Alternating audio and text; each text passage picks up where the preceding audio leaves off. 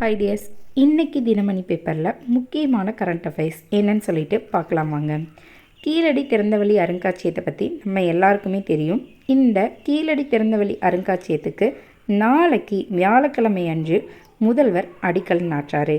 இந்த விழாவில் யார் யார் பங்கேற்கிறாங்க அப்படின்னா, முதல்வர் மு.க.ஸ்டாலின், அமைச்சர் தங்கம் தென்னரசு, இந்திய தொல்லியல் துறையின் முன்னாள் தலைமை இயக்குனர் திலீப்குமார் சக்கரவர்த்தி, இவங்க எல்லாருமே பங்கேற்கிறாங்க.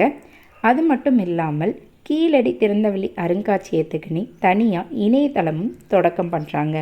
அது எதற்காக தொடக்கம் செய்கிறாங்க அப்படின்னா, வெளிநாட்டில் வாழ்கிற மக்களும் நம்மளுடைய கீழடி திறந்தவெளி அருங்காட்சியகத்தோட சிறப்பை தெரிஞ்சுக்கணும் அப்படிங்கிறதுக்காக தான் தனியாக இணையதளம் ஆரம்பிக்கிறாங்க. அது மட்டும் அல்லாமல் கங்கை கொண்ட சோழபுரம் அருங்காட்சியகத்திற்கும் நாளை முதல்வர் அடிக்கல் நாட்டுறாங்க. அடுத்த செய்தி என்னன்னா, வெம்பக்கோட்டை அகழ்வாய்வு பற்றிய செய்தி தான். இந்த வெம்பக்கோட்டை எங்கே இருக்குது அப்படின்னா, விருதுநகர் மாவட்டம் சாத்தனூர் அருகே இருக்குது இந்த வெம்பக்கோட்டை. அதற்கு அடுத்து இருக்கிறது தான் இந்த விஜயல் கரிசல் குளம். இந்த குளத்தில் தான் கடந்த 5000 வருடங்களாகவே அகழ்வாய்வு பணி இங்கே நடந்துட்டு தான் இருக்குது. இது 3ஆம் கட்ட அகழ்வாய்வு பணின்னு சொல்லலாம்.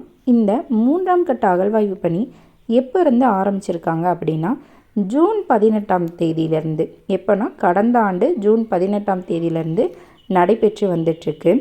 இந்த இதில் நிறைய பொருட்களும் கண்டுபிடிக்கப்பட்டிருக்கு.